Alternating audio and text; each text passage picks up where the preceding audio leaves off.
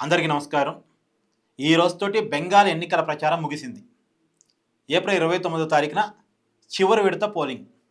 ఇప్పటికే మొదటి విడత పోలింగ్ అయిపోయింది. 152 స్థానాలకి. మొత్తం 294 అసెంబ్లీ స్థానాలు బెంగాల్లో ఉన్నాయి.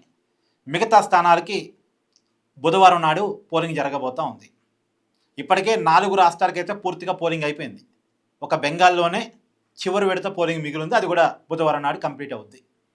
మే 4న ఫలితాలు 5 రాష్ట్రాలు, మొత్తం ఎన్నికలు జరిగిన 5 రాష్ట్రాలకు ఫలితాలు మే 4న రాబోతూ ఉన్నాయి. అస్సాంలో తిరిగి బీజేపీ గెలిచే అవకాశం చాలా క్లియర్గా ఉంది. తమిళనాడులో నా అంచనా మేరకు డిఎంకే కూటమి మళ్ళీ అధికారం రాబోతూ ఉంది. స్టాలిన్ మళ్ళీ తిరిగి ముఖ్యమంత్రి కాబోతూ ఉన్నారు అక్కడ.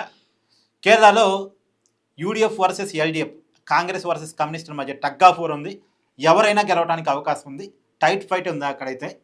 తర్వాత పుదుచ్చేరిలో ఎన్డీఏ కూటమి గెలవడానికి చాలా క్లియర్గా అవకాశం ఉన్నట్టు కనబడుతూ ఉంది. బెంగాల్లో అందరి అంచనాలు కూడా బెంగాల్ మీదే.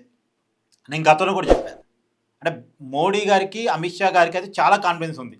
ఈసారి బెంగాల్లో బీజేపీ అధికారంలోకి రాబోతుంది అని. మోడీ గారు అయితే ఒక స్టేట్మెంట్ కూడా ఇచ్చారు, మే 4న స్వీట్లు పంచుకుందామని.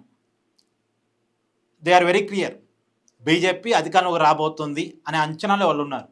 అంతెందుకండి, అమిత్ షా గారి లెక్క ప్రకారం అయితే, ఎందుకంటే మొత్తం ఎలక్షన్ ప్రచారం కావచ్చు, స్ట్రాటజీలు కావచ్చు, ఆ మొత్తం బెంగాల్ని చూసింది అమిత్ షాని. అమిత్ షా అంచనాల ప్రకారం మొన్న జరిగిన 152 స్థానాల్లో 110 స్థానాలు బీజేపీ గెలిచిద్దని. నిజంగా మొదటి విడతలో 110 స్థానాలను బీజేపీ గెలవగలిగితే ఒక బ్రహ్మాండమైన విజయాన్ని బీజేపీ సంపాదించుకున్నట్టు లెక్క. అమిత్ షా గారి లెక్కే నిజమైతే. ఎందుకంటే మొదటి విడతలో 110, మొత్తం 148 రావాలి మ్యాజిక్ ఫిగర్కి. ఇంకేముంది, ఇంకా 38 స్థానాలేగా వాళ్ళు గ్యాప్ ఉంది మ్యాజిక్ ఫిగర్కి. ఆ 38 స్థానాలు ఎట్టి పరిస్థితుల్లో సెకండ్ విడతలో వస్తాయి. మొదటి విడతలో వన్ సైడ్కి ఎలక్షన్ జరిగినప్పుడు రెండో విడతలో కూడా వన్ సైడ్ కాపైనా మంచి ఫిగర్ అయితే వస్తుందిగా. సో ఈజీగానే మ్యాజిక్ ఫిగర్ చేరతారు, ఈజీగానే అధికారాన్ని చేరుకుంటారు. అమిత్ షా గారి లెక్క నిజమైతే. కానీ లెక్క నిజం అంటే నా దృష్టిలో తృణమూల్ కాంగ్రెస్కి బీజేపీకి టగ్ ఆఫ్ వార్ ఉంది. వన్ సైడ్కి ఎలక్షన్ లేదు అక్కడ. వన్ సైడ్కి ఎలక్షన్ లేదు కదా. బీజేపీ స్ట్రాటజీలు వర్కౌట్ అయిన మాట వాస్తవం. కానీ ఎంతవరకు వర్కౌట్ అయినాయి, అధికారంలోకి వచ్చేంత వరకు కాదా అన్న కానీ కొద్ది క్వశ్చన్ మార్క్ ఉంది. నేను గత వీడియోలో కూడా చెప్పాను, బీజేపీకి తృణమూల్ కాంగ్రెస్కి మధ్య గ్యాప్ ఒక 50-60 సీట్లు ఉంటాయేమో. 50-60 సీట్లలో ఒక తృణమూల్ కాంగ్రెస్ సీట్లు ఒక 30 వాళ్ళని తగ్గించి బీజేపీ ఆ 30ని పెంచుకోగలిగితే బీజేపీదే అధికారం. ఫర్ ఎగ్జాంపుల్, నా అంచనా ప్రకారం బీజేపీకి 120-130 ఈజీగా వస్తాయి. అలాగే తృణమూల్ కాంగ్రెస్కి 160-170 సీట్లు వచ్చే అవకాశం ఉంది. మ్యాజిక్ ఫిగర్ ఎంత, 148. బీజేపీ ఏదో రకంగా మ్యానిపులేట్ చేసి వాళ్ళ సిస్టమ్ వాడుకొని తృణమూల్ కాంగ్రెస్కి ఉన్నటువంటి 148కి పైన ఉన్నటువంటి ఆ 30 సీట్లని లేదు 25 సీట్లని తిరిగి తన వైపు లాక్కోగలిగితే, తృణమూల్ కాంగ్రెస్ని గెలవలేకుండా చేసి బీజేపీ అక్కడ గెలిస్తే బీజేపీదే అధికారం. తృణమూల్ కాంగ్రెస్ 130 కాడికి 120 కాడికి పడిపోయింది. ఇది జరిగే అవకాశం ఉంది. బీజేపీ నిజంగా వాళ్ళు అనుకున్న ప్లాన్స్ అన్ని వర్కౌట్ అయితే బీజేపీ 160-170 స్థానాలతో అధికారం వచ్చే అవకాశం ఉంది. కానీ అంతకు మించి సీట్లు రావు. అమిత్ షా గారు చెప్తున్నట్టు వన్ సైడ్ అయితే కాదు.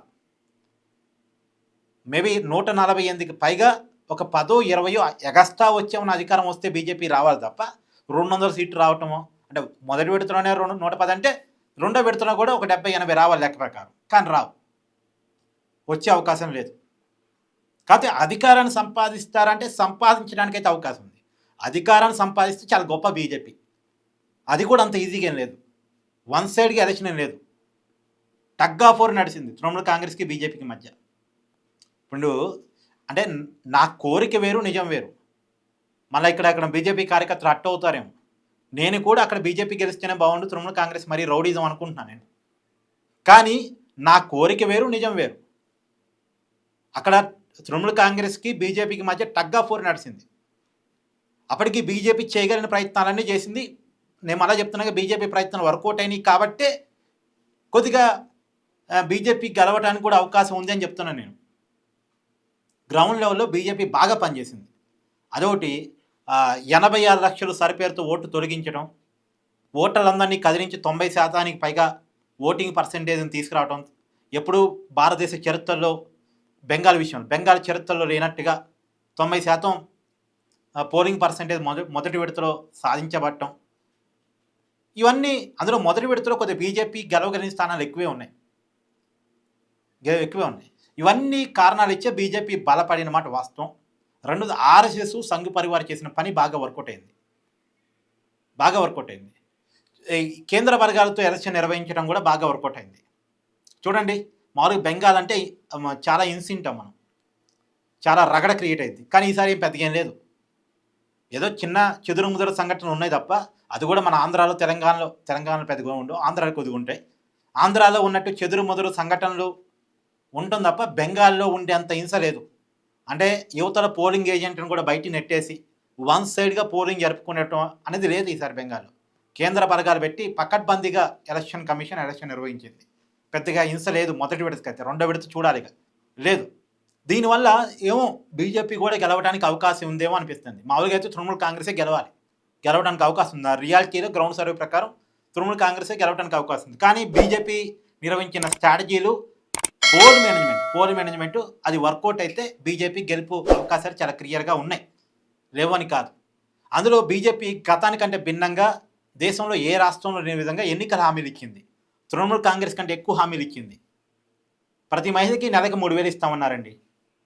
సూపర్ కదా. ఇప్పటి వరకు ఈ దేశంలో ఏ పార్టీ ఇంత హామీ ఇవ్వలేదు. ప్రతి మహిళకి నెలకి 3,000. తర్వాత మహిళలకు ఉచిత బస్సు. నిజానికి ఇవన్నీ కూడా బెంగాల్ మహిళలకు వరాలు. నెలకి 3,000 అంటే అండి, మన కాడే ఉన్న 3,000 చిన్న అమౌంట్ ఏమో, కానీ బెంగాల్ ప్రజలకు చాలా పెద్ద అమౌంట్. ఎందుకంటే పాపం వాళ్ళు కరువాసు ఉన్నారు, డబ్బులకి పేదరికంలో ఉన్నారు, అసమానతలో ఉన్నారు, ఇబ్బందుల్లో ఉన్నారు. వాస్తవం అది. అక్కడ ఎంప్లాయ్మెంట్ జనరేషన్ లేదు. ఎంప్లాయ్మెంట్ జనరేట్ చేస్తామని బీజేపీ చెప్పింది, నిరుద్యోగ భృతి ఇస్తామని చెప్పింది. సో అన్ని వర్గాల్ని బాగా ఆకట్టుకుంది. కాబట్టి బీజేపీ గెలవడానికి అవకాశం ఉంది. కాకపోతే వన్ సైడ్ ఎలక్షన్ అయితే కాదు. ఎందుకంటే తృణమూల్ కాంగ్రెస్ కూడా బెంగాలీ సెంటిమెంట్ని, మైనార్టీ ఓట్ బ్యాంక్ని బాగా ఒడిసి పట్టుకుంది. కాబట్టి టగ్ ఆఫ్ వార్ అయితే ఉంది.